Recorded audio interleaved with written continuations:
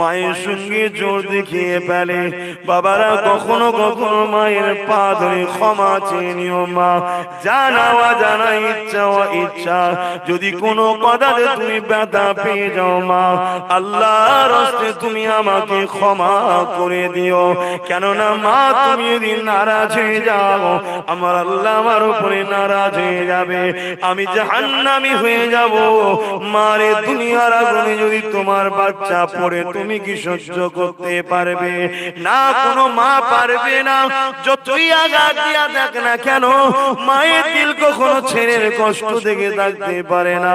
যখন তুমি এইভাবে বলবে, তোমার মায়ের চোখ দিয়ে পানি বেরিয়ে যাবে। তোমার মা যখন আসমানের দিকে আঁচল তুলে বলতে লাগবে, আল্লাহ আমি আমার বাচ্চাকে ক্ষমা করে দিলাম, তুমিও আমার বাচ্চাকে ক্ষমা করে দাও।